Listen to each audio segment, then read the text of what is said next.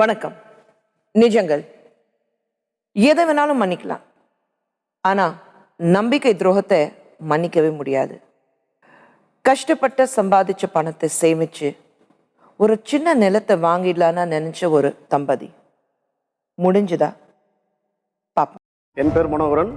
சென்னையிலிருந்து வந்திருக்கிறேன் சார். நான் யாருடைய வற்புறுத்தலின்றி வந்திருக்கிறேன் சார். நான் பேசுவதெல்லாம் நிஜம். வணக்கம். வணக்கம்மா. ஐயா, உங்க பேர்? மனோகரன் மேடம். மனோகரன். உங்க மனைவி? லக்ஷ்மி. லக்ஷ்மி. சரிங்க.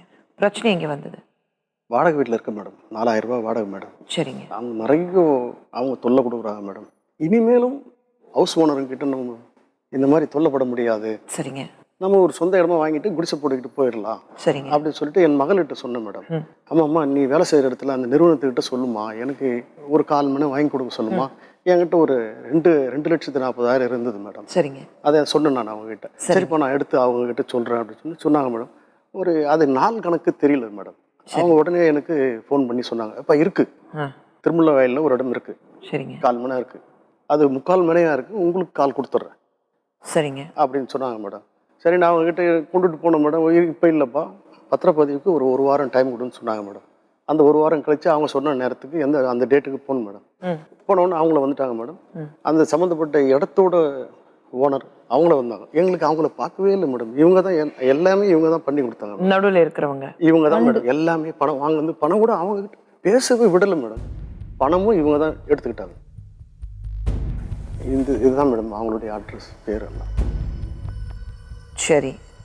பணமெல்லாம் இவங்க தான் வாங்கினாங்க மேடம். 2,67,000 ரூபாய் வாங்கினாங்க மேடம். பத்திரப்பதிவு செலவெல்லாம் என்கிட்ட அப்போ பத்திரப்பதிவு செலவுக்கு 27,000 இல்லை மேடம்.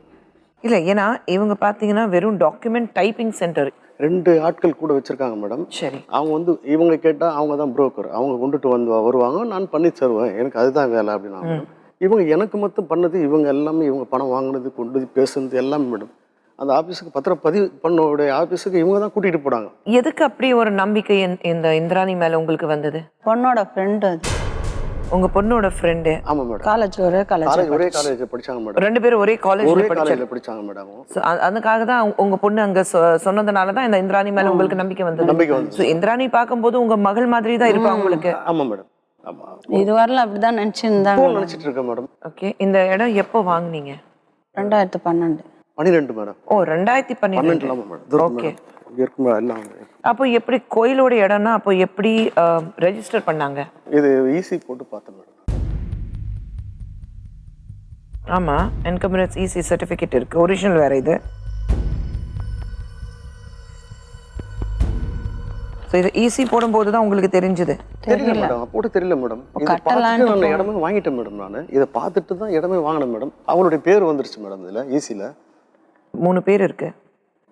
இவங்க இந்த பெண்ணோட நம்பிக்கையில் என் மகளோட ஃப்ரெண்டு, இவங்க நமக்கு எந்த கெடுதலும் செய்ய மாட்டாங்கன்னு சொல்லிட்டு நான் நம்பி ஒப்படைச்சிட்டேன் மேடம். எல்லாமே 4 வருஷமா எனக்கு தெரியாது மேடம். வீட்டிலேயே வச்சிருந்தேன் பத்திரம். நான் இவங்க பேருக்கு பட்டா பேர் மாற்றினேன் மேடம். ஆமா. மாற்றுறதுக்காக சர்வேர் ஆஃபீஸில் ஆவடியில் போய் மனு கொடுத்தேன் மேடம். சரிங்க. அவர் வாங்கி பார்த்துட்டு எப்படியும் ஒரு மணி நேரம் எல்லாம் செக் பண்ணார் மேடம். இல்லைப்பா இது கோயில் லேண்டு அப்படின்னு சொல்லிட்டாரு மேடம். இது கோயில் லேண்டு, நீங்கள் எப்படி இதை நீங்கள் பார்க்கலையா அப்படின்னு ஈஸியெல்லாம் காட்டினேன். இதெல்லாம் இருக்கு பாருங்க சார் அப்படின்னு. நீங்கள் இருக்கலாங்க, எப்போ வந்தாலும் கோயிலுக்காரங்க உங்களை காலி பண்ணா நீங்க வெளியேறிடணும். இப்போ இந்த ப்ராப்பர்ட்டி கோயில் ப்ராப்பர்ட்டி உங்களை விற்கும் போது அந்த 3 பேருடைய பேர் இருக்கு. அந்த ஓனர்ஸ் நீங்க ரெஜிஸ்ட்ரேஷன் ஆஃபீஸ்ல தான் பாத்தீங்க. ஆமா மேடம். அப்போ அந்த ரெஜிஸ்ட்ரேஷன் ஆஃபீஸ்க்கு அப்புறம் நீங்க கான்டாக்ட் வைக்கல? ஒண்ணும் கிடையாது. இந்த பொண்ணு தான் எங்களுக்கு அவங்களுக்கு ஒரு வார்த்தை கூட எங்க கிட்ட பேசணும். கடைசியா அந்த 6 மணி நேரத்துல இந்த பெண்ணோட அந்த சிறிய கடை தான் மேடம். அது 10க்கு 10 கடை மேடம். அந்த இடத்துல இவங்க ஒரு 20 ரூபா ஸ்டாம்ப் பேப்பர்ல கையெழுத்து வாங்கினாங்க மேடம் எங்க கிட்ட. இவங்க கிட்ட என்ன எழுதி இருக்குப்பா, நான் படிச்சுட்டு போடணும்பா அப்படின்னு. அது படிக்க விடல மேடம். அவங்க 3 பேர் கூட்டணி மேடம். 2 ஜென்ஸ் ஒரு லேடிஸ். இந்த லேடிஸ் அச்சடி அந்த எல்லாம் டைப் பண்ணி கொடுத்தாங்க. அதுல 2 வரி படிச்சேன் மேடம். அதில் இந்த இடத்துக்கும் எனக்கும் இனிமேல் எந்த சம்பந்தமும் கிடையாது, எந்த பிரச்சனை வந்தாலும் நான் இதில் வரமாட்டேன் அப்படின்னு எழுதி இருந்தது மேடம். அதை கூட சரியா படிக்க விடல மேடம். அந்த 2 பேர் ஜென்ஸ் 2 பேர்ல ஒருத்தர் ஆட்டோ ஓட்டுனார் மேடம். அவர் தான் பிடிக்கிட்டார். அப்படி பிடிக்கிட்டு கையெழுத்து வாங்கி கொடுத்துட்டாரு மேடம். நீங்க போங்க சார், முடிச்சிட்டோம். எப்பா கொடுத்து அனுப்புப்பா, அவரையா நிக்க வச்சுட்டு அவர்கிட்ட கேள்வி கேட்டுட்டு இருக்குன்னு சொல்லிட்டு அவரை விரட்டி அடிச்சிட்டாங்க மேடம். ஒரு 20 ரூபாய் ஸ்டாம்ப் பேப்பர்ல கையெழுத்து வாங்கினாங்க சொல்றீங்க? அதுக்கப்புறம் உங்களுக்கு சந்தேகம் சுத்தமா வரல? இல்ல மேடம், இவங்க மேல முழு நம்பிக்கை மேடம். அந்த இந்திராணி என்ற பெண் மேல நம்பிக்கை. என்னோட மகளுக்கு இவங்க துரோகம் செய்வாங்களா, மகளோட அப்பா அம்மா இவங்களுக்கு போய் செய்ய மாட்டாங்கன்னு நினைச்சிட்டேன் மேடம். நான் முழுசா நம்பிட்டேன் மேடம். வெத்த பேப்பர்லயும் இல்ல ஒரு ஸ்டாம்ப் பேப்பர்லயும் கையெழுத்து போடுறதுக்கு முன்னாடி கரெக்டா படிச்சுட்டு, அத்தனைக்கும் ஸ்டாம்ப் பேப்பர் இருந்தாக்கா அந்த டாக்குமெண்ட் எடுத்து ஒரு லாயர் கிட்ட கொடுத்து அவங்க அப்ரூவ் பண்ணிட்டு அதுக்கப்புறம் தான் கொடுக்கணும். இல்ல இவங்க படிக்க விடல மேடம். அது படிச்சுக்கிட்டே இருக்கு. அதுதான் சொல்றீங்க, நீங்க படிக்கவே இல்லை சொல்றீங்க, ஆனா அவ்வளவு முக்கியம் இல்லைங்க அதை படிக்கணும். ஆமா மேடம். ஏன்னா இப்போ அந்த பேப்பர் டாக்குமெண்ட் கூட உங்ககிட்ட கிடையாது. நாளைக்கு நீங்க ஏதாவது பிரச்சனை வரும்போது, ஒரு சண்டை போடும்போது அந்த பேப்பர்ல என்ன எழுதியிருக்காங்கன்னு தெரியலையே. அதுதான் தெரியல மேடம். அவங்க கிட்ட இருக்கு மேடம். அந்த இடத்தோட அவங்களும் ஏமாற்றப்பட்டவங்க தான் நான் யூகம் பண்றேன் மேடம். எல்லாமே ஒரிஜினல் வச்சிருக்கீங்க. அந்த ஈஸியில 3 பேருடைய பேர் இருக்கு எல்லாமே. அப்போ நீங்க ஏன் போலீஸ் இது வரைக்கும் போலீஸ் கிட்ட போகல, காவலுக்கு போகல? இல்லை லேடி மேடம், என் மகள் மாதிரி இருக்காங்க, அவங்கள அவமானப்படுத்தக்கூடாதுன்னு நினைச்சேன் மேடம். நான் இவங்க எல்லாம் பேசி முடிச்சுட்டு இங்கே வர்றதுக்கு, ஸ்டுடியோவுக்கு வர்றதுக்காக வெளியே உட்காந்துருந்தேன் மேடம். அப்போ ஃபோன் வருது மேடம், யாரோ வக்கீல் அப்படின்னு பேசுகிறாங்கன்னு சொல்லிட்டு பேசுகிறாங்க மேடம். சரிங்க. அவர் என்ன சொல்கிறாருன்னா, அப்படியே வந்துருங்க, ஸ்டுடியோக்குள்ளார போக தேவை, நீங்கள் வந்துருங்க, நாளைக்கு ஒரு நாள் நம்ம வந்து பவர் போட்டு முடிச்சுட்டு உங்கள் காசை நாங்கள் 2,90,000 நாங்கள் உங்ககிட்ட ஒப்படைச்சிடறோம். 10,000 கொடுத்துருக்கோம், 3 லட்சம் சரியா போச்சு. இதில் செக் வேறு ஒரு மோசடியான செக் கொடுத்துருக்காங்க மேடம். செக் பவுன்ஸ் ஆனாக்கா அவங்க மேல நீங்க கிரிமினல் கேஸ் எடுக்கலாம். 50,000 ரூபாய்க்கு அந்த செக் இருக்கு மேடம். இது போட்டு பார்த்தேன் மேடம். ஆமா, அது 91 பிடிச்சிட்டாங்க மேடம். 2 அகைன் திரும்ப போடுங்கன்னு வருது மேடம். இது யார் சைன் பண்ணிருக்காங்க? நதியா யாரு? அதுதான் தெரியல மேடம். கேட்டதுக்கு உங்க இடத்த இந்த லேடி தான் வாங்க போறாங்க, நதியான்ற லேடி வாங்க போறாங்க, அவங்க வந்து தாம்பரத்துக்கிட்ட அது அட்ரஸ் இருக்கு மேடம், அவங்க வாங்க போறாங்க, அவங்க கொடுத்து செக் இது. இந்த லேடி வந்து இந்த சிவகுமார் என்ற அவர்கிட்ட இருந்து வாங்கி எங்கிட்ட கொடுத்தாங்க மேடம். அதை எழுதி கொடுத்தது கூட இருக்கு மேடம். அந்த லேடி எழுதி கொடுத்தது மேடம், அந்த இந்திராணி எழுதி கொடுத்தது மேடம், அவங்க கையெழுத்து மேடம். ஆமா, பட் இந்த செக் கிளியர் ஆகலையா உங்களுக்கு? ஆகல madam. Cheque not clear due to insufficient funds. அக்கவுண்ட்ல பணம் இல்லை, அதனால தான் கிளியர் ஆகல சொல்றாங்க. இல்ல நீங்க பணம் கொடுத்தது ரிசிப்ட் வச்சிருக்கீங்களா? அவ்வளவு பணம் உங்களுக்கு கொடுத்துருக்கோம் அதெல்லாம் இல்லை மேடம். இன்னொன்னு, எப்பவுமே ரெஜிஸ்டர் பண்ணும்போது ஒரு ப்ராப்பர்ட்டிக்கு வேல்யூ என்ன இருக்கு அது ரெஜிஸ்ட்ரேஷன் ஆஃபீஸ்ல கண்டிப்பாக அது எழுதுவாங்க. அதெல்லாம் எழுதிருக்கு மேடம், இதில் பத்திரத்தில் எழுதிருக்கு. எவ்வளவு ப்ராப்பர்ட்டி வேல்யூ என்ன போட்டிருக்காங்க? இதை போட்டிருக்கு மேடம், ஒரிஜினல் மேடம்.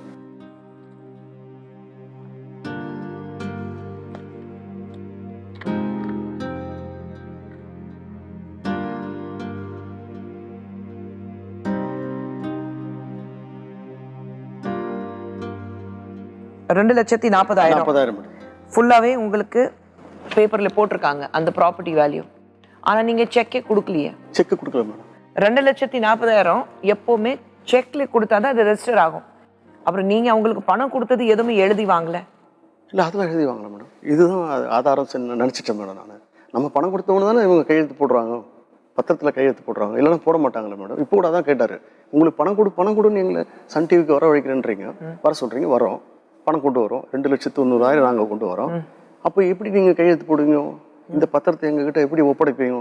கையெழுத்து போடாமல் எப்படி உங்களுக்கு கொடுக்க முடியும் அப்படின்னாங்க. ஏன் இங்கே வந்து பேசிட்டு போட்டுமே, நாங்கள் கொடுக்குறோம், வாக்குறுதி கொடுங்க, அதுக்கப்புறம் போய் கையெழுத்து போடுங்க. என்னோட மருமகனு கூட ஏதோ அவங்க இங்கே வாப்பா நான் உனக்கு வாங்கி கொடுத்துட்றேன் அப்படின்றாரு மேடம்.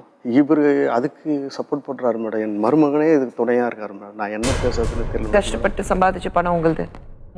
அவர்கிட்ட இது பேசவே முடியல மேடம். ஃபோனில் பேசி அப்படி மிரட்டுறாரு மேடம். என்ன வந்தே ஆக வர முடியாது, நான் போயிட்டேன்.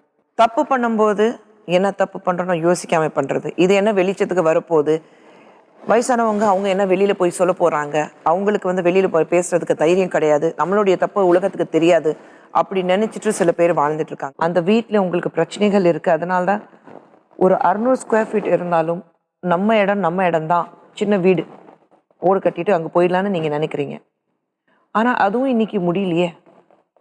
ஒரு வகையில் உங்க மகள் உங்க மருமகன் அதுக்கு காரணமா நீங்க நினைக்கிறீங்களா?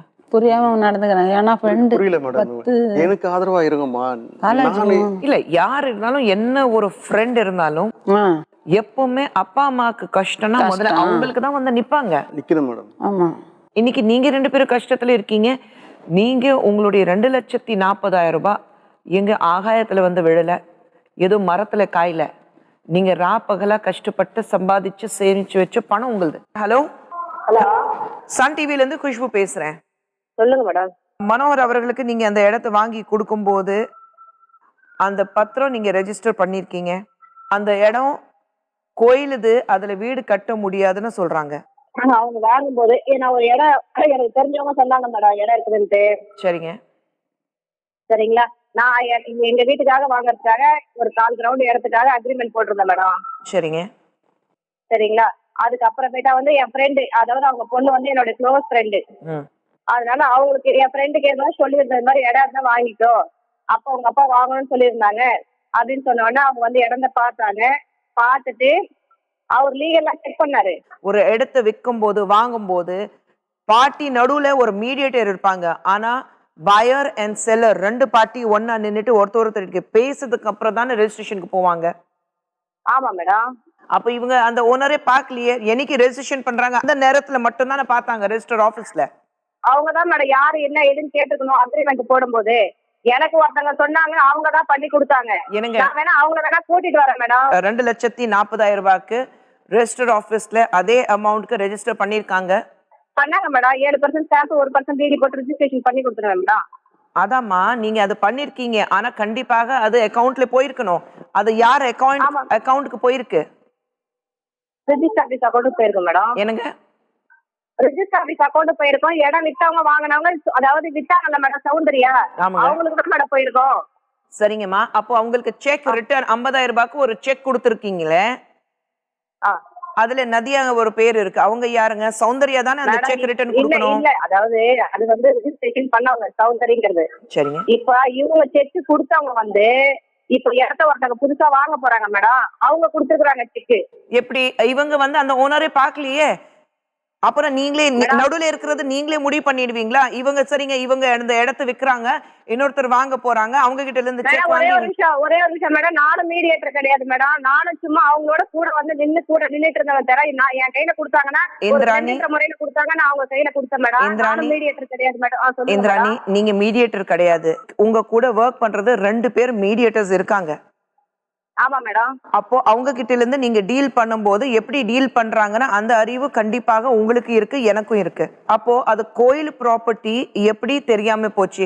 அப்படியே கோயில் ப்ராப்பர்ட்டி அது இருக்குன்னா அது இன்னொருத்தர் எப்படிங்க வாங்க முடியும் மேடம்? இப்போ அந்த சர்வே நம்பர் வந்து ரெஜிஸ்டர் ஆபீஸ்ல நானும் அந்த இடத்த வாங்கியிருக்கேன் மேடம். நானும் வாங்காம கிடையாது, எனக்கும் தெரியாம தான் வாங்கிட்டேன்.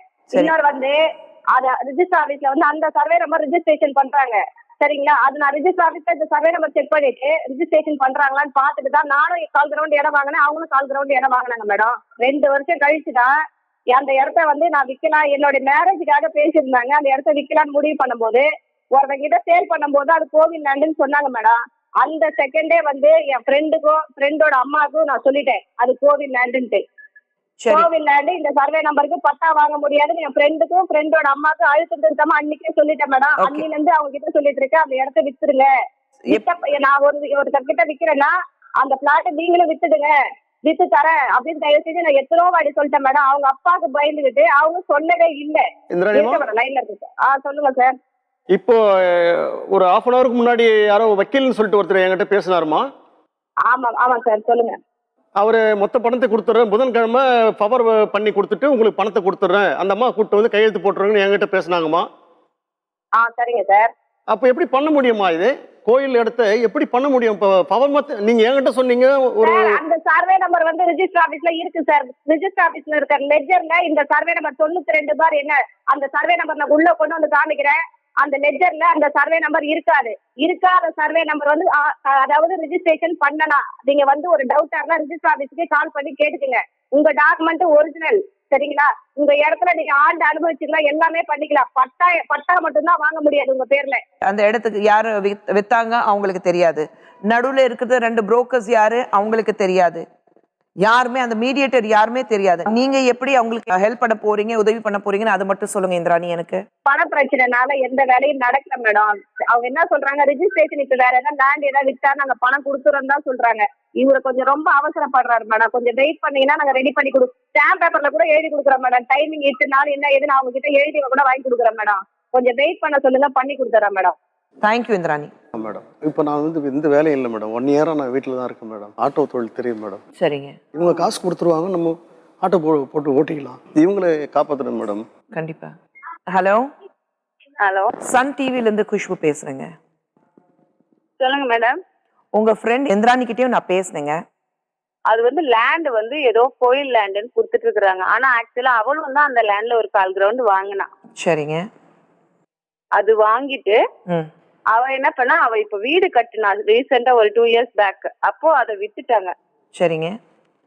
அப்போ வந்து அவளுக்கு தெரிஞ்சிருக்கு, ஆனா என்கிட்ட சொல்லல. இந்த மாதிரி இடம் குடுக்கறாரான்னு கேளு, நான் குடுத்துடலாம் நம்ம இடத்த, நான் வித்துட்டேன், வித்தாலே கேக்குறாங்க குடுத்துடலாம்னா.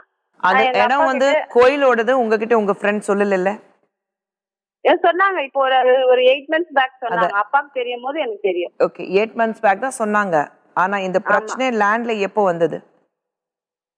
பிரச்சனை இப்பதான் ரீசெண்டா 3 months தான். அப்பா வந்து அது பட்டா வாங்க போகும்போது தான் தெரியும் எங்களுக்கு. சரிங்க. அப்போ பட்டா ஒரு லேண்ட் வாங்குறோம், ஒரு இடம் எதுக்காக வாங்குறோம்? நம்ம சேஃப்டிக்காக நம்ம வாங்குறோம். ஓகே. பணம் எங்க?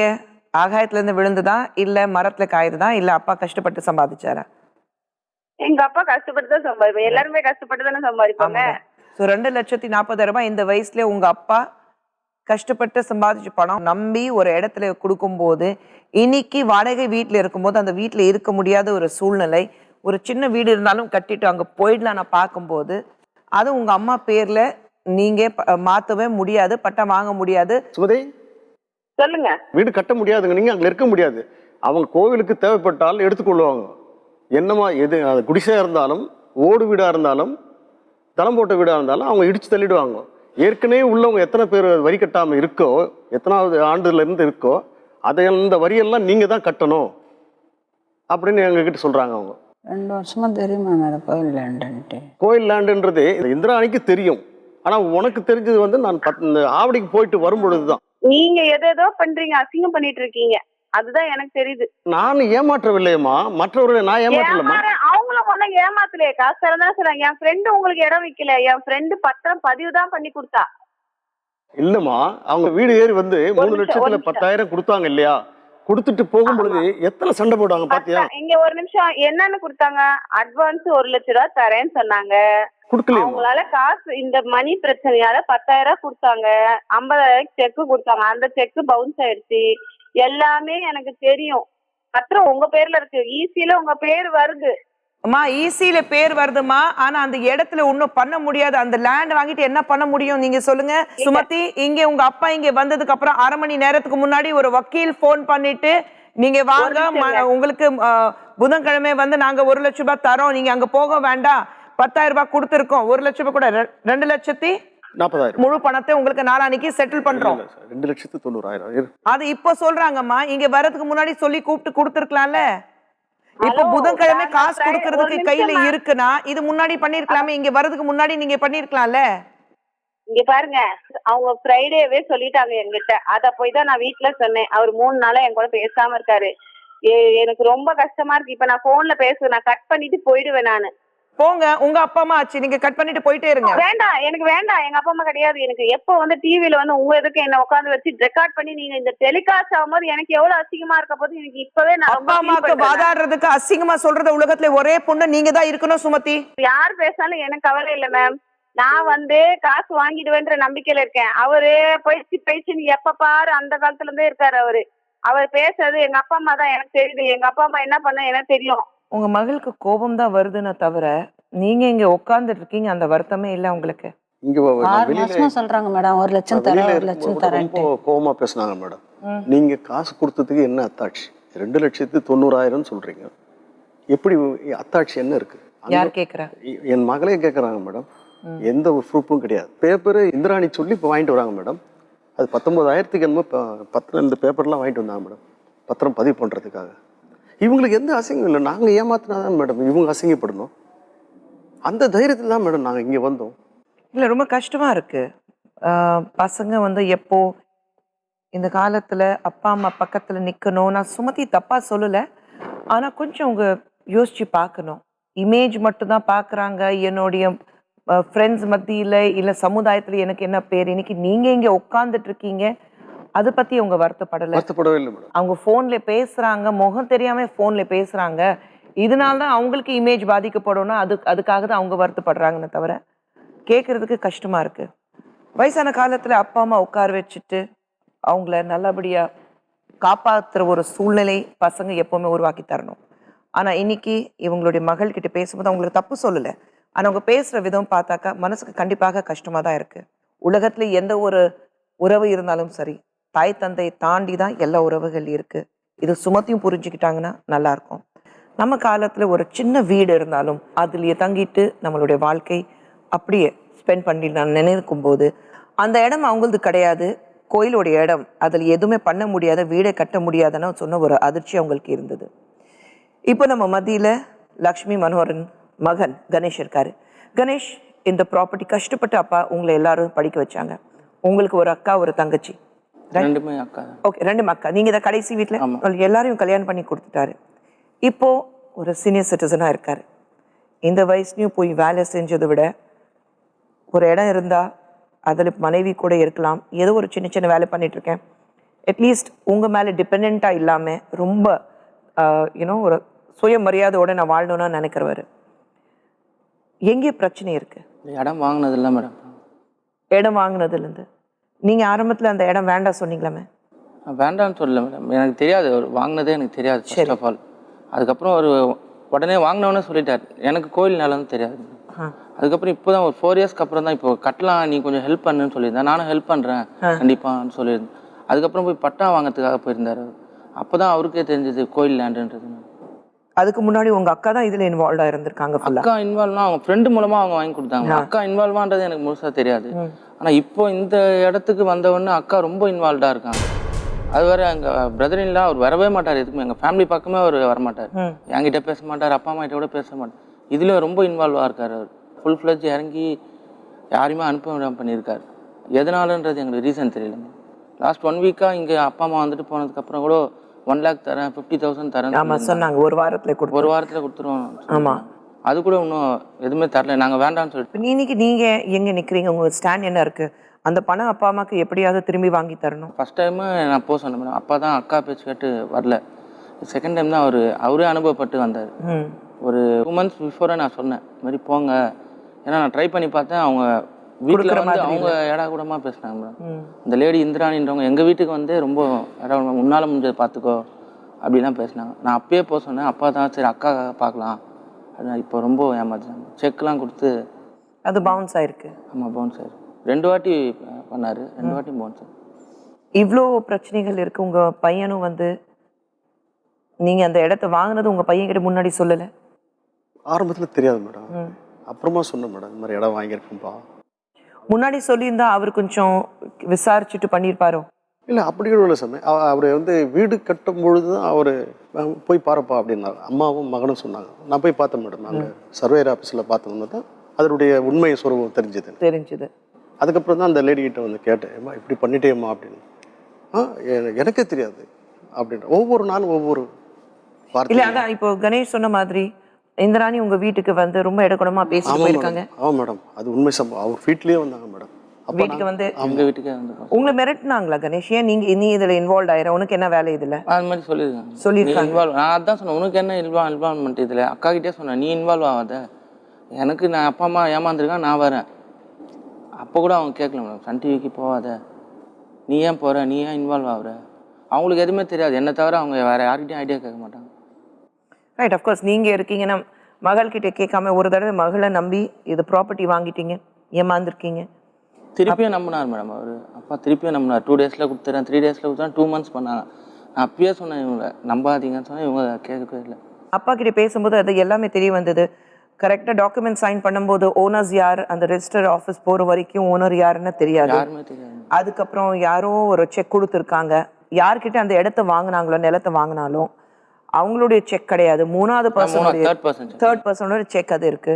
அதே சமயத்தில் கரெக்டாக அந்த கையெழுத்து போடும்போது 20 rupees ஸ்டாம்ப் பேப்பரில் எதுமா எழுதி வாங்கினாங்களா, அந்த டாக்குமெண்ட் கூட அவர்கிட்ட இல்லை. அது எனக்கு இப்போதான் மேடம் தெரியும், அது கூட இல்லை.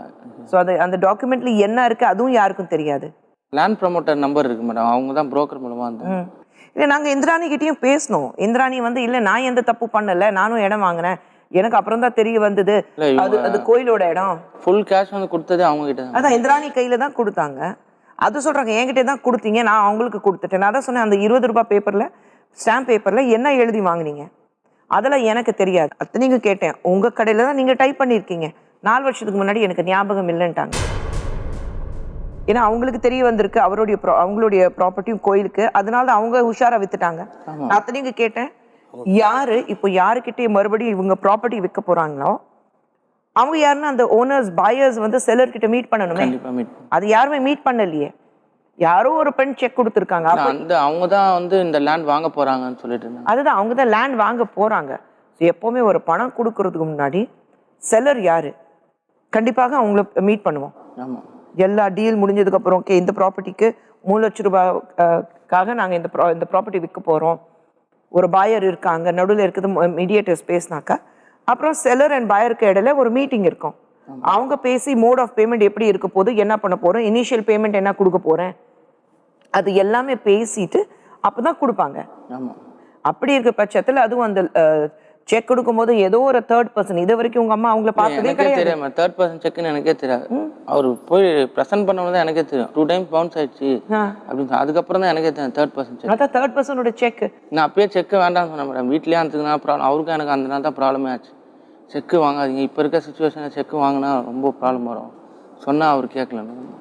அதான் இந்திராணி கிட்ட பேசும்போது இல்லை டிமானிட்டைசேஷன் ப்ராப்ளம் இருக்கு, எங்கேயுமே பணம் கிடையாது. இல்லை மேடம், பர் டே 10,000 கூட எடுக்கலாம் மேடம், வித்ட்ரா பண்ணலாம். ஆமாம், 2 months அவங்க இழுத்து அடிச்சாங்க. அது 2 monthsல ஒரு 40 days 10,000 எடுத்துருந்தா கூட அவங்க 2 lakhs கிட்ட கண்டிப்பாக கொடுத்தா இங்கே வந்திருக்க மாட்டேன். அந்த ஐடியா அவங்களுக்கு தோணல.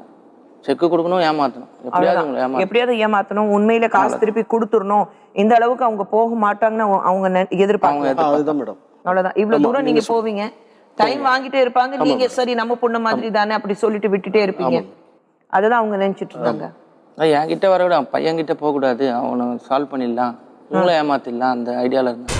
உங்ககிட்ட வரக்கூடாதுன்னு வேற போக கூடாது தடை பண்ணிட்டே இருந்தாங்க மேடம். ஓ, பையன் கிட்ட போக கூடாதுன்னு தடை பண்ணு. உங்க பொண்ணா இல்ல இந்திராணியா? 2 பேருமே மேடம். அவங்களும் அங்கிருந்து போன் பண்ணி இவங்க கிட்ட சொல்லுவாங்க மேடம், இவங்க எங்க வீட்டுக்கு ஒரு 3rd ஸ்ட்ரீட்ல இருக்காங்க, இவங்க எங்கிட்ட சொல்லிட்டு போகாதீங்க அப்படி நாங்க இவர்கிட்ட போயிட்டோம் மேடம். அப்புறம் தான் வீட்டுல வந்து சந்திச்சாங்க இவரை என்ன இவங்களை.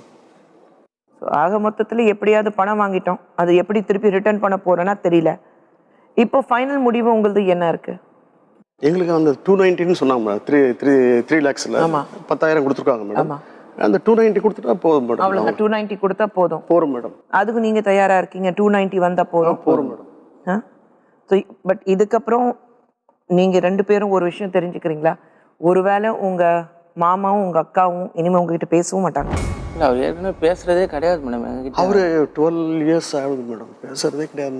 நாங்க போய் ஏதாச்சும் ஒரு நல்ல காரியத்துக்கு எடுத்துரிஞ்சு பேசுவார், அதனால நாங்க போறதில்லை. நீங்க போறதில்லை? போய் ஏதாச்சும் அவங்களுக்குள்ளே ஒரு சின்ன சண்டை நடந்தா கூட நாங்க போய் எதுவும் என் மகளே சொல்லிடுவாங்க, வேண்டாப்பா பெருசாயிரும், வேண்டா போயிரு. அந்த தெரு வரைக்கும் போவோம் மேடம், வீட்டு வரைக்கும் போவோம். நான் உள்ள போக மாட்டேன். உள்ள போக மாட்டேன் மேடம். நீங்களும் அப்படிதான்? நான் போக மாட்டேன். உங்க மாமா இது வரைக்கும் வீட்டுல யார்கிட்டயும் பேசுறது கிடையாது? பேசிட்டு இருந்தாரு, நடுவில் கொஞ்சம் ப்ராப்ளம் ஆயிடுச்சு, அதனால பேசுறேன். நிறைய கோவப்படுவார் மேடம், எங்களால தாங்கவே முடியாது மேடம், அந்த வார்த்தைகளை எங்களால கேட்க முடியாது, அதனால விட்டுடும், வேண்டாம். அதனாலயே நாங்க தடை பண்ணி எங்களுக்குள்ளேயே தடை பண்ணி போகக்கூடாது. இப்போ இந்த பிள்ளை மட்டும் நைட்ல இவங்களுக்கு ஃபோன், அம்மா கிட்ட ஃபோன் பண்ணி பேச, நான் நல்லா இருக்கேன் பா, இதா இருக்கு. இது வரைக்கும் மனோகர், அவங்க மனைவி லக்ஷ்மி, மகன் கணேஷ் 3 பேர்கிட்ட பேசிட்டு இருந்தோம். கணேஷ்கிட்டே போகக்கூடாதுன்னா அவங்களுடைய மகளும் மகளுடைய ஃப்ரெண்ட் இந்திராணி 2 பேரும் சொல்லிட்டு இருந்தாங்க. 2,90,000 வரணும். ஆனால் இந்த பணம் அவ்வளோ ஈஸியாக திரும்பி வந்துருமா? கஷ்டப்பட்டு சம்பாதிச்ச பணம். ஓல்ட் ஏஜில் எல்லாரும் ஆசைப்படுவாங்க நிம்மதியாக வாழணும். இது வரைக்கும் சுயமரியாதையோடு தான் வாழ்ந்துட்டுருக்கோம், இனிமேயும் சுயமரியாதையோடு வாழணும். அந்த பணம் வந்துச்சுன்னா ஒரு ஆட்டோ வாங்கிட்டு நீங்களும் உங்கள் மனைவி சுயமரியாதையோடு வாழணும்னு ஆசைப்படுறீங்க. நம்ம மத்தியில் ஒரு எக்ஸ்பர்ட், லீகல் அட்வைசர் மட்டுமல்ல, ஒரு காப்பாவும் இருந்திருக்காரு, காவல்துறையில் இருந்திருக்காரு. வரதராஜ் சார் வணக்கம். சில நேரத்தில் இந்த மாதிரி விஷயங்கள் கேள்விப்படும் போது மனசுக்கு ரொம்ப கஷ்டமாக இருக்கும். நம்ம குடும்பத்தில் இருக்கிறவங்கள ஒருத்தரை நம்பி நம்ம பணம் கொடுக்கறது, கஷ்டப்பட்டு சம்பாதிச்சு பணம் கொடுக்கறது, அதில் அவங்களுக்கு பங்கு இருக்குன்னு நான் சொல்லலை. ஆனால் எப்போ ஒரு தாய் தந்தை சப்போர்ட் பண்ணி பேசணும், அப்போ அவங்கள சப்போர்ட் பண்ணாமல் அவங்களுக்கு எதிர்த்து போய் நிற்கிறது ஒரு ஃப்ரெண்ட் அவங்கள தான் சப்போர்ட் பண்ணி நிற்கிறது ரொம்ப கஷ்டமாக இருக்கும். ஒரு அப்பா அம்மா பார்க்கும்போது அவங்களுக்கு எந்த அளவுக்கு ஃபீலிங் இருக்கும், கண்டிப்பாக யார் வெளியிலேருந்து பார்த்தாலும் அந்த ஃபீலிங் அவங்களுக்கு இருக்கும். இன்றைக்கி பணம் வரல, ஒரு செக் யாரோ ஒரு தேர்ட் பர்சனோட செக் கொடுத்துருக்காங்க, அந்த செக்கும் 2 முறை பவுன்ஸ் ஆயிருக்கு. பணம் இன்னைக்கு தரோம் நாளைக்கு தரோம் இன்னைக்கு தரோம் நாளைக்கு தரோம், நிகழ்ச்சிக்கு போக வேண்டாம், போனீங்க என்ன வேணாலும் பண்ணிக்கிங்க.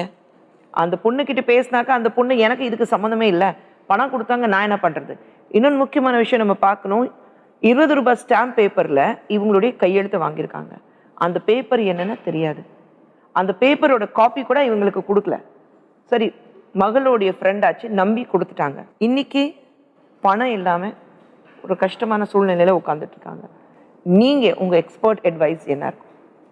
அதாவது இந்த நிலத்தை வாங்கும்போதே இந்த மாதிரி கோயிலுக்கு சொந்தமான நிலங்கள்லாம் மார்க்கெட் வேல்யூ, கைட்லைன் வேல்யூ இதுக்கெல்லாம் ரொம்ப குறைச்சி தான் விற்பாங்க. குறைந்த விலையில் ஒரு நிலம் வரும்போதே நம்ம வந்து சுதாரிச்சிடணும், இதில் ஏதோ வில்லங்கம் இருக்குது அப்படிங்கிறது. அதோட ஒரு நிலத்தை வாங்கும்போது நம்ம என்ன பண்ணுவோம், அதனுடைய பேரண்ட் டாக்குமெண்ட், தாய் பத்திரம், அதை பார்ப்போம். அந்த பட்டா யார் பேரில் இருக்குது அப்படின்னு பார்ப்போம், ஈசி யார் பேரில் இருக்குது அப்படிங்கிறத பார்ப்போம். இது எதையுமே இவங்க பார்க்கல. இது வாங்கும்போதே வந்து விவரம் இல்லாமல் போய் இந்த லேண்டை வாங்கியிருக்காங்க. இப்போ நீங்கள் சொல்கிறபடி இவங்களுக்குரிய பணம் வந்து சேரணும். ஆனால் பணம் வந்து சேர்றதுக்கு முன்னாடி முதல்ல இவங்க தண்டனையிலேருந்து தப்பிக்கணும்.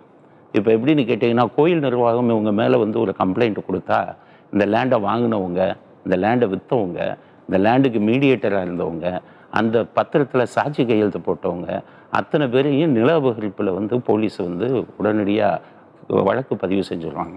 அதனால் இவங்களுக்கு இப்போ 2 இஷ்யூ இருக்குது. நீங்கள் சொல்கிறபடி பணம் வந்து திரும்பி வரணுங்கிற ஒரே இஷ்யூ மட்டும் இல்லை, இந்த மாதிரி ஒரு பத்திரப்பதிவு, கோயில் நிலத்தை பத்திரப்பதிவு செஞ்சது வந்து நில அபகரிப்பில் வரும். அதில் அந்த தண்டனையிலிருந்து அவங்க தப்பிக்கணும். பட் இவங்க இப்போ ஈசி பார்க்கும்போது அவங்க பேரில் வருது, இருக்கு சார். ஈசி லக்ஷ்மிமா பேரில் தான் வருது. அதான் அந்த சப் ரெஜிஸ்ட்ரார் இந்த அவங்க செஞ்ச மிகப்பெரிய தப்பு இது. இந்த மாதிரி கோயில் நிலங்களை அவங்க பதிவே பண்ணக்கூடாது. ஏன்னா சப் ரெஜிஸ்ட்ரார்ட்ட எல்லா டீட்டெயிலும் இருக்கும், கோயில் லேண்டுங்கிற டீட்டெயிலாம் இருக்கும். இந்த சப் ரெஜிஸ்ட்ரார் இவங்கெல்லாம் எதையுமே பார்க்காம அரசாங்கத்துக்கு ரெவன்யூ வருதுங்கிறதுல எந்த லேண்டு வந்தாலும் ரெஜிஸ்டர் பண்ணி கொடுக்குறாங்க. அதில் தான் இந்த மாதிரி உள்ளவங்க ஏமாறுறாங்க. ஆனால் இவங்க ஈசி பார்த்தாங்க, ஆனால் பட்டாவை பார்த்துருந்தாங்கன்னா அவங்களுக்கு தெரிஞ்சிருக்கும். தனிப்பட்டவங்க பேரில் அந்த பட்டா இருந்திருக்காது. பட்டா இருந்ததா? வாங்குறதுக்கு அவங்க பேர்ல பட்டாவே இல்லை மேடம். அதனாலதான் நான் சரி இவங்க மேல உள்ள நம்பிக்கையில் அப்படியே விட்டுட்டேன் மேடம். பட்டா வந்து யார் விற்கிறாங்களோ அவங்க பேர்ல இருந்தால் தான் வாங்கணும். ஸோ அந்த தவறும் இங்கே நடந்திருக்கு. அதனால இப்போ உங்களுக்கு 2 இஷ்யூ, ஒன்று பணம் திரும்பி வரணும், இன்னொன்று உங்கள் தண்டனையிலேருந்து தப்பிக்கணும். இப்போ இவங்க முதல்ல செய்ய வேண்டியது என்னன்னா, ஒரு லீகல் நோட்டீஸ், யார் விற்றாரோ அவருக்கு ஒரு லீகல் நோட்டீஸ். என்னன்னு கேட்டிங்கன்னா, இவங்களுடைய அந்த ரெஸ்பான்சிபிலிட்டியை அவங்க அப்சால்வ் பண்ணிக்கணும். அதாவது இவங்களுக்கு அதில் தொடர்பு இல்லைங்கிற மாதிரி, நான் வந்து இந்த லேண்டை உங்கள்கிட்ட இருந்து வாங்கினேன், இப்போ எங்களுக்கு என்ன தெரிய வருது, இது கோயில் நிலம்னு தெரிய வருது, அதனால் நீங்கள் இத்தனாம் தேதிக்குள்ளே என்னுடைய பணத்தை திருப்பி கொடுத்து அந்த சேல் டீடை கேன்சல் பண்ண நான் தயாராக இருக்கேன். நீங்கள் வந்து சேல் டீடை கேன்சல் பண்ணி என் பணத்தை திருப்பி கொடுக்கணும்.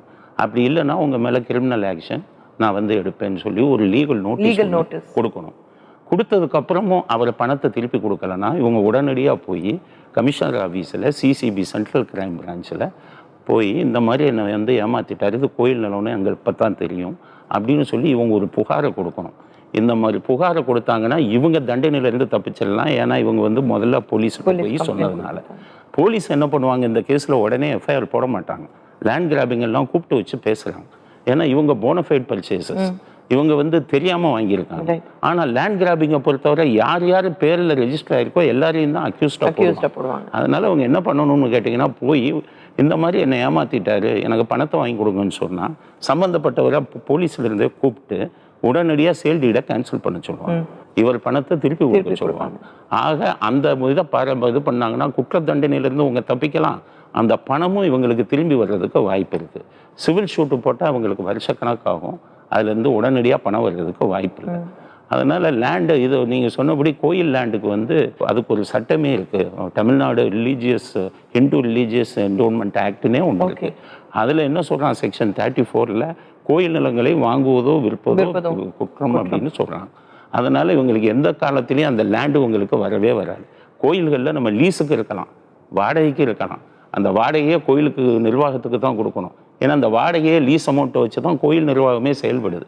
அதை விற்கிறதுக்கு யாருக்குமே உரிமை இல்லை. இப்போ லேட்டஸ்ட்டாக ஹைகோர்ட்டு கூட ஒரு ஜட்ஜ்மெண்ட் கொடுத்துருக்காங்க. ஒரு டிஸ்ட்ரிக்ட் கோர்ட் வந்து பெர்மிஷன் கொடுத்துருக்காங்க இதை விற்கிறதுக்கு. அது வந்து செல்லாது, கோயில் நிலம் கோயிலை தவிர யாருக்குமே சொந்தமானதில்லை. அதனால் இவங்களுக்கு பணம் வர்றதுக்கு ஒரே வழி போலீஸில் புகார் கொடுத்து, பர்டிகுலராக கமிஷனர் ஆஃபீஸில் சிசிபியில் போய் புகார் கொடுத்தா பணமும் வந்துடும். கோயில் நிர்வாகம் இவங்க மேலே கம்ப்ளைண்ட் கொடுத்தா இவங்க குற்றவாளிகளாக நிற்க வேண்டியது வரும். அந்த தண்டனையிலேருந்து உங்களால் தப்பிக்க முடியும். கரெக்டான பாயிண்ட் சொல்லியிருக்காரு. ஒரு கோயில் இடம் சொல்லும்போது, ஒரு நிலையம் சொல்லும்போது, அது வாங்குறதுக்கும் விற்கிறதுக்கு யாருக்குமே ரைட்ஸ் கிடையாது, உரிமை கிடையாது. ஆனால் வாங்கியிருக்கீங்கன்னா விற்றவங்களும் சரி, வாங்கினவது நீங்களும் சரி, உங்கள் 2 பேரில் மேலே நடவடிக்கை எடுக்கிறதுக்கு வாய்ப்பு இருக்குது. ஆனால் நீங்கள் கண்டிப்பாக போலீஸ் ஸ்டேஷனில் போய் ஒரு கம்ப்ளைண்ட், முக்கியமாக அவர் சொன்ன மாதிரி commissioner office CCB, central crime branch சிசிபியில் நீங்கள் கம்ப்ளைண்ட் கொடுக்கணும். அவங்களுக்கு ஒரு நோட்டீஸ் யார்கிட்ட வாங்கியிருக்காங்களோ, இப்போ இந்த கம்ப்ளைண்ட் கொடுக்கறதுக்கு முன்னாடி அவங்களுக்கு ஒரு வாய்ப்பு கொடுக்கறதுக்காக ஒரு லீகல் நோட்டீஸ் ஒரு வக்கீல்கிட்ட இருந்து, இந்த மாதிரி இது கோயில் நிலம்னு எங்களுக்கு தெரிய வருது, நீங்கள் இதை ஏமாற்றி எங்களுக்கு விற்றுருக்கீங்க, இத்தனை நாளைக்குள்ளே இந்த விற்பனை பத்திரத்தை நம்ம ரத்து செய்யணும், நீங்கள் வந்து எனக்கு ரத்து செய்து கொடுத்து என் பணத்தை திருப்பி கொடுக்கணும். அப்படி நீங்கள் கொடுக்காத பட்சத்தில் 15 நாள் டைமு, கொடுக்காத பட்சத்தில் உங்கள் மேலே குற்ற நடவடிக்கை மேற்கொள்ளப்படும் அப்படின்னு ஒரு நோட்டீஸ் கொடுத்துட்டாலே நாளைக்கு இவங்க மேலே போலீஸ் நடவடிக்கை எடுக்க மாட்டாங்க. ஏன்னா அதுக்கான ஸ்டெப்ஸை எடுத்துட்டாங்க. பட் ஒருவேளை இவங்க அப்படி பேசுனதுனால நோட்டீஸ் கொடுக்காம பணத்தை திருப்பி கொடுத்துட்டாங்கன்னா, நோட்டீஸை கொடுக்காம பணம் திரும்பி வாங்கினா மட்டும் போதாது. நோட்டீஸ் போன உடனே இல்லை பணம் திருப்பி கொடுத்தா அந்த சேல் டீடை அவங்க போய் கேன்சல் பண்ணணும்.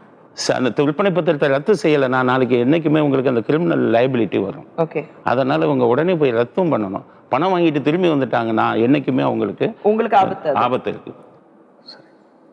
தெளிவாக சொல்லியிருக்காரு. But tell me something sir, ஒரு லீகல் நோட்டீஸ் அனுப்பணும், ஒரு லாயரை பிடிக்கணும், மறுபடியும் செலவு பண்ணணும், அது எல்லாருக்கும் ஒரு பிரச்சனையாகவே தெரியுது. பொருளாதார ரீதியாக நம்மளால எந்த அளவுக்கு இது போய் கொண்டு போக முடியும், ஒரு லாயர் அப்பாயிண்ட் பண்ண முடியும், அதுக்காக வேற வழி ஏதாவது இருக்கா? நானே ஒரு வழக்கறிஞரும் கூட. சரி, அதனால் இவங்க வந்தாங்கன்னா நான் என்னுடைய இப்போ ஃப்ரீயாக எந்த ஃபீஸும் வாங்காமல் நான் முதல்ல உங்களுக்கு நோட்டீஸ் கொடுத்துட்றேன். கொடுத்ததுக்கப்புறம் 15 நாளைக்குள்ளே அவங்ககிட்ட இருந்து எந்த பதிலும் வரலைன்னா நானே உங்களுக்கு உரிய ஏற்பாடை செஞ்சு கமிஷனர் ஆஃபீஸில் புகார் கொடுக்குற வரை நான் ஏற்பாடு செய்கிறேன். வரதராஜன் சார் எல்லாமே பண்ணி கொடுத்துருவாரு. ஸோ அந்த பிரச்சனை உங்களுக்கு இல்லை. அவருடைய முக்கியமான அவருடைய வரி என்ன நான் பார்க்குறேன், பணத்தை வாங்குறதுக்கு முன்னாடி நீங்கள் ஒரு நோட்டீஸ் அனுப்புனாதான் இந்த குற்றத்திலேருந்து உங்களால் தப்பிக்க முடியும். இல்லைன்னா நீங்கள் பாவம் கஷ்டப்பட்டு கொடுத்த பணமும் போயிடும், தேவையில்லாமல் உங்கள் மேலே. நீங்கள் நடுவில் ஒருத்தர் இருக்காங்கன்னா அவங்கள நம்பி நீங்கள் பணத்தை கொடுத்தீங்க, இடத்த வாங்கிட்டீங்க, பட்டா இல்லை, இதுக்கு முன்னாடி நிலம் ஏதாவது வாங்குறதுக்கு வாய்ப்பு இல்லை. ஸோ உங்களுக்கு இதில் பட்டா வேணும், ஈசி வேணும், அந்த பேரண்ட் டாக்குமெண்ட் தாய் பத்திரம் எல்லாமே பார்க்கணும், அதுக்கு ரிலேட்டடாக என்னென்ன இருக்குது அதெல்லாம பார்க்கணும். சார் இது எல்லாமே ஒரு நெக்ஸஸ் மாதிரி இல்லை. ஏன்னா நீங்கள் ரெஜிஸ்டர் பண்ணும்போது கூட அந்த பட்டா ஈசி எல்லாமே பார்ப்பாங்களே. ஆமாம், அதாவது பர்ச்சேசர் பார்க்கணும். நம்ம யார் லேண்டை வாங்குகிறோமோ நம்ம வந்து என்னென்ன விஷயங்கள் பார்க்கணும்னா, ஃபஸ்ட்டு வந்து தாய் பத்திரத்தை பார்க்கணும். தாய் பத்திரத்தை பார்த்தா தான் ஒரிஜினல் ஓனரு யாருன்னு தெரியும். ரெண்டாவது பட்டா, இது அக்ரிகல்ச்சர் லேண்டாக இருந்தால் பட்டா, சிட்டா, அடங்கல் 3 பார்க்கணும். யார் விற்கிறாங்களோ அவங்க நேமில் பட்டா இருக்கணும், அப்போ தான் நீங்கள். மூணாவது சேல் கன்சிடரேஷன். இந்த மார்க்கெட் வேல்யூ ஓடுங்க, கைட்லைன் வேல்யூ ஒன்று இருக்குது. அந்த கைட்லைன் வேல்யூவோட குறைஞ்ச விலைக்கு யாராச்சும் கொடுத்தாங்கன்னா, மிக குறைந்த விலைக்கு அப்படி கொடுத்தாங்கன்னா அதை சந்தேகக்கண்ணோட பார்க்கணும். ஏன்னா யாருமே அப்படி குறைஞ்ச விலைக்கு கொடுக்க மாட்டாங்க. இந்த மாதிரி கோயில் நிலங்கள், டிஸ்பியூட்டில் இருக்கிற லேண்டு, பட்டா இல்லாத லேண்டு, இந்த மாதிரி விஷயங்கள் என்ன பண்ண, சில சமயம் ஹவுசிங் போர்ட்லேருந்து நோட்டீஸ் கொடுத்துருக்கோம் அந்த அக்வயர் பண்ணுறதுக்கு. கவர்மெண்ட்லேருந்து ஹைவேஸில் அக்வயர் பண்ண நோட்டீஸ் கொடுத்துருக்கோம். இதெல்லாம் இருந்தால் அவங்க மிக குறைந்த விலைக்கு விற்பாங்க. இன்னும் ஒரு விஷயம், இன்னும் சில பேர் பேங்க்ல லோன் வாங்கியிருப்பாங்க, அந்த லோனை வந்து மறைச்சிட்டு சில பேருக்கு வித்துருவாங்க. அப்ப இவங்க வாங்கி அங்க போகும்போது பேங்க்ல இருந்து ஜப்தி பண்றதுக்கான ஆர்டரோட வருவான். ஸோ இந்த விஷயங்கள் எல்லாம் பார்த்துட்டு தான் ஒரு நிலத்தை வாங்கணும். இவங்க கொஞ்சம் விவரம் தெரிஞ்ச அது இப்போ அவங்க பேர்ல வந்தது இல்லை. பட் அவர் என்ன சொல்றாருன்னா, இதுக்கு முன்னாடி நீங்க ஒரு லேண்ட் ரெஜிஸ்டர் பண்ணும்போது அப்போவே நீங்க அந்த பட்டா வாங்கிட்டு யார் பேர்ல இருக்குன்னு பார்த்துருக்கணும். யார்கிட்ட அந்த நிலத்தை வாங்குனீங்க, அவங்க யாருன்னு அவங்களுக்கு தெரியுமா, அந்த ஓனர்ஸ் தெரியுமா, அவங்க எங்க இருக்காங்கன்னு தெரியுமா? அட்ரஸ் இருக்கு சார். அவங்க அந்த பதிவு பண்ற நேரத்துக்கு தான் சார் ஆபீஸ்க்குள்ள இருந்தாங்க. அவங்க அது வரைக்கும் எங்ககிட்ட அவங்க முகம் கூட எங்களுக்கு தெரியாது. பட்டா யார் பேர்ல இருந்தது? பட்டாவே இல்லை சார். இல்லை, அப்போ நீங்க வாங்குறதுக்கு முன்னாடி அதை பார்த்துருக்கணும். கோயில் நிலங்களுக்கெல்லாம் அது அந்த தாய் பத்திரம் மட்டும்தான் சார் என்கிட்ட கொடுத்தாங்க. ரெண்டாவது கொடுத்தது வந்து அந்த சௌந்தரியன்ற அந்த லேடி மேலே இருந்தது தான் என்கிட்ட கொடுத்தாங்க. பத்திரப்பதிவு ஆஃபீஸில் ஒரு 2-3 பேர் கேட்டேன் சார், ஏப்பா இதில் எல்லாமே இருக்குப்பா வாங்கலாம் போ அப்படின்ட்டாங்க சார். தாய் பத்திரத்தை படிச்சு பார்த்தீங்களா? படித்து பார்த்தேன் சார். யார் வாங்கியிருந்தா அது? யார் ராமானுஜோன்னு சொல்லிட்டு போட்டிருக்கு சார். எந்த வருஷம்? அதெல்லாம் வச்சிருக்கேன் சார். அதெல்லாம் அது நிச்சயம் போலி பத்திரமாக தான் இருக்கும். ஸோ இப்போ ஒரு ரெஜிஸ்டர் ஆஃபீஸில் ஒரு பத்திரத்தை ரெஜிஸ்டர் பண்ணும்போது அதோட ஈசி பட்டா எல்லாமே பார்த்துருக்கணும். இவர் எதுவுமே பார்க்கல. ஈசியில் உங்கள் மனைவி பேர் இப்போ இருக்கு, ஆமாம். ஆனால் ப்ரீவியஸ் ஈசிலையும் இல்லை ப்ரீவியஸ் பட்டாலையும் யார் பேர் இருந்தது? ஏன்னா இப்போ நீங்கள் பட்டா போய் பார்க்கும்போது அப்போ தான் தெரிய வந்தது அது கோயில் இருக்கு அப்படின்னா கண்டிப்பாக இதுக்கு ப்ரீவியஸும் யாருமே பட்டா வச்சிருக்க மாட்டாங்க. இல்லைன்னா பட்டாவில் யார் பேர் இருக்கு அது ரெஜிஸ்டர் ஆயிருக்கும். ஸோ இதுக்கு முன்னாடி யார் பேர் சொல்லி இவங்க இடத்த வாங்கியிருக்காங்க, செல்லர் யாரு, அவங்க பேர்லயும் பட்டா கிடையாது. ஸோ இது டோட்டலாகவே எங்கேயோ ஒரு ஃபோர்ஜரி நடந்த மாதிரி இருக்கு சார். இது இல்லை, பட்டால வேறு யார் பேரும் இல்லைன்னாலே இந்த மாதிரி கோயில் நிலங்களில் வந்து யாருடைய ஓனர் பேர் இருக்காது. அப்போவே நம்ம யோசிக்கணும், என்னன்னா பெயரே இல்லையே, விற்கிறவர் பேர் அதில் இருக்கணுமே. இல்லை இவர் சில சமயம் சில பேர் பட்டா பேர் மாற்றாமல் இருப்பாங்க. அப்படின்னா அந்த ப்ரீவியஸாக இருந்த ஓனர் இருக்காரு, ப்ரீவியஸ் ஓனராச்சும் இருக்கணும். எதுவுமே இல்லைங்கும் போது அவங்க சந்தேகப்பட்டிருக்கணும். எல்லாத்துக்கும் மேலே வந்து இந்த பதிவுத்துறை தான் வந்து இப்போ மக்கள் இவ்வளவு ஏமாற்றுறதுக்கு அவங்களும் ஒரு காரணம். ஏன்னா இது கோயில் நிலம் அப்படிங்கிறது பதிவுத்துறை ரெக்கார்டில் இருக்கும். அப்போ அவங்க ரெஜிஸ்டர் பண்ணும்போதே இது கோயில் நிலம், இதை நீங்கள் ரெஜிஸ்டர் பண்ணக்கூடாது அப்படின்னு சொல்லி மறுத்திருக்கணும். மறுத்தது மட்டும் இல்லாமல் ஈஸியில் இவங்களுடைய பேர் வருங்கிறது அதோட மோசமான விஷயம். அப்படின்னா நாளைக்கு இன்னும் வாங்குறவங்க ஏமாந்துட்டு போவாங்க. கண்டிப்பா. அதனால பதிவுத்துறை வந்து இந்த மாதிரி நில மோசடிகள் நடக்கிறதுல பதிவுத்துறைக்கு மிகப்பெரிய பங்கு இருக்கு. அவங்க தெரிஞ்சு பண்றாங்களோ தெரியாம பண்றாங்களோ, அவங்க அரசாங்கத்துக்கு வருமானம் வந்தா சரி, டேக்ஸ் வந்தா சரின்னு யார் வந்து கொடுத்தாலும் லேண்டை ரெஜிஸ்டர் பண்ற ஒரு மன போக்கு இருக்கு. அது மாறணும். சார் எனக்கு ஏதோ ஒரு டவுட் இருக்கு சார். யார் ரெஜிஸ்டர் பண்ணியிருக்காங்களோ அது ஏதோ ஒரு போகஸ் டாக்குமெண்ட்ஸ்ல தான் பண்ணியிருக்கணும் அவங்க. ஏன்னா அவங்க பேர்லயே ப்ராப்பர்ட்டி இருக்கிறதுக்கு வாய்ப்பு இல்லை. ஆமா, அவங்களுக்கு வித்தவங்களுக்கு நல்லா தெரியும் இது வந்து கோயில் நிலம் அப்படின்னு சொல்லி. அதனால தான் அவங்க நிறைய அந்த மீடியேட்டர்ஸ்லையும் அவங்க சொல்லியிருப்பாங்க. மீடியேட்டருக்கும் தெரியும் இது கோயில் நிலம் அப்படின்னு சொல்லி. ஸோ இவங்க எல்லாம் சேர்ந்து இந்த மாதிரி போனஃபைடு பர்ச்சேசஸ், இன்னசென்ட் பர்ச்சேசஸ், ஒன்றுமே தெரியாதவங்க இருக்காங்கல்ல, அந்த மாதிரி ஆட்களை வந்து அவங்க விற்றுருக்காங்க. இதில் குற்றவாளி அவங்க எல்லாருமே, இவங்களை தவிர எல்லாம் குற்றவாளி. ஆனால் சட்டத்தின் முன்னாடி அதை பதிவு செஞ்சதுனால இவங்களும் குற்றவாளியாக கருதப்படுவாங்க. அதனால இவங்களே போய் போலீஸில் கம்ப்ளைண்ட் கொடுத்துட்டா நாளைக்கு இவங்க தப்பிச்சிடுவாங்க, பணமும் திரும்பி வரும். அதுக்கு அடுத்தது உங்களுக்கு இந்த செயல்டிடையும் நீங்கள் பத்திரத்தை கேன்சல் பண்ணணும். அது ரொம்ப முக்கியம். பணம் கொடுத்துட்டாங்க, வாங்கிட்டோம், நீங்கள் வந்துட்டீங்கன்னா நாளைக்கு ஈஸியில் உங்கள் பேர் இருக்குது. நாளைக்கு யாராச்சும் ஒரு புகார் கொடுத்தாங்கன்னா நீங்களும் குற்றவாளியாகி தண்டனை அடைய வேண்டியது வரும்.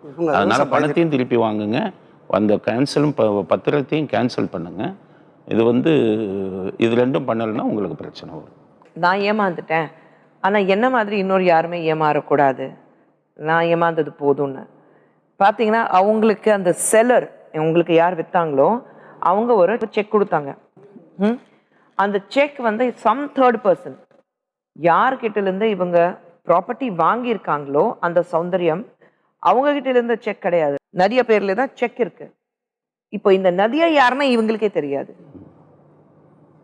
இல்ல இவங்க தான் அவங்களுடைய இடத்த வாங்க போறாங்க. கோயில் இடம்னா தெளிவாக தெரியும். மறுபடியும் இன்னொருத்தரை இந்த மாதிரி நீங்க சொன்ன மாதிரி அந்த போனஃபைட் பாயர்ஸ் அவங்களை ஏமாத்துறதுக்காக இப்போ ஒரு வேலை நடந்துட்டு இருக்கு. இதுக்கு என்ன பண்ணலாம்? இந்த நதியா நீங்க சொல்றபடி குற்றவாளியாகவும் இருக்கலாம். இல்லைன்னா அந்த கொடுத்தவங்க ஏதாச்சும் அவங்களுக்கு பணம் கொடுக்க வேண்டியது இருக்கும்போது நீங்கள் பிளாங்க் செக்காக கொடுங்க, பணத்தை போட்டு நாங்கள் பொண்ணிக்கிறோம் அப்படின்னு சொல்லி இந்த மாதிரி மற்றவங்க இதை போடக்கூடிய நடைமுறையும் இப்போ இருக்குது. அதனால் வாங்குறவங்க யாருமே செக்குன்னா வாங்கிக்கிறாங்க, அதை கொடுக்கறது யாருங்கிறது அவங்க பார்க்கறது இல்லை. ஏன்னா நமக்கு தேவை பணம்னு. அதனால் இந்த நதியா வந்து இவங்களுடைய கூட்டாளிகளில் ஒருத்தராகவும் இருக்கலாம். இல்லைன்னா இவங்களுக்கும் நதியாவுக்கும் வேற டிரான்சாக்ஷன் இருந்து அதுக்கு நதியா கொடுக்க வேண்டிய பணத்துக்காக இவங்களுக்கு பிளாங்க் செக்கா வாங்கி அவங்க அதை ஃபில்லப் பண்ணியிருக்கலாம். இல்லை, பிகாஸ் நான் இந்திராணி கிட்ட பேசினேன், அவங்க சொன்னாதான் கேட்டேன் இந்த நதியா பேர்ல இருக்கு. நதியா யாருன்னா அவங்க தான் ப்ராப்பர்ட்டி வாங்க போறாங்க. அந்த ப்ராப்பர்ட்டியே கோயில் ப்ராப்பர்ட்டி நீங்க மறுபடியும் இன்னொருத்தருக்கு விற்க பாக்குறீங்க. இல்லை அவங்க பாயரா இருக்காங்க, அவங்க கிட்ட தான் இவங்க ப்ராப்பர்ட்டி விற்க போறேன் நானு. இந்த மாதிரி இவர் ஏமாந்த மாதிரி இன்னொருத்தர் யாராவது ஏமாத்திட்டு அந்த ப்ராப்பர்ட்டி விற்றா போதும், நமக்கு நடுவில் கமிஷன் வரப்போகுது. 2%, 1% அப்படிதான் கமிஷன் வரும் from the பாயர் and the seller. அந்த 3% கமிஷன் வந்தால் எங்களுக்கு போதும் சொல்லிட்டு இவங்கள மாதிரி இன்னொருத்தருங்க ஏமாத்துறதுக்காக இவ ஒரு செக் கையில ரெடியா வச்சிருக்காங்க. அவங்ககிட்ட என்ன சொல்லியிருப்பாங்க, விற்கிறவங்க பத்திரம் பதிவு பண்ணும்போது நேரம் வருவாங்க, எங்களை நம்பி பண்ணுங்கன்னு சொல்லியிருப்பாங்க. அவங்கள நம்பி அவங்க அந்த செக் அப்படிதான் சொன்னாங்களா? இல்ல இவங்களை எங்களுக்கு அவங்ககிட்ட காட்டவே இல்லை மேடம். அவங்க சொல்லியிருப்பாங்க இது செலவின் எண்ட்ல வருவாங்க. அவங்க கேட்டிருப்பாங்க இது விற்கிறவங்க எங்கன்னு. அவங்க பத்திரம் பதிவு பண்ணும்போது அவங்க நேரம் வருவாங்க. இவங்க கிட்ட அப்படிதான் சொன்னாங்க. அப்படியா? அது மாதிரி சொல்லி ஏமாத்திருப்பாங்க. இப்போ இவங்க வந்து ஏழைகள், அதனால வந்துருச்சு. மற்ற கொஞ்சம் வசதி படைச்சவங்க எல்லாம் கோர்ட்டு அப்படி இப்படின்னு புகார் கொடுத்துட்டு அலைஞ்சிட்டு இருக்காங்க. வரதராஜன் சார் சொன்ன மாதிரி கிளியரா இருக்கு.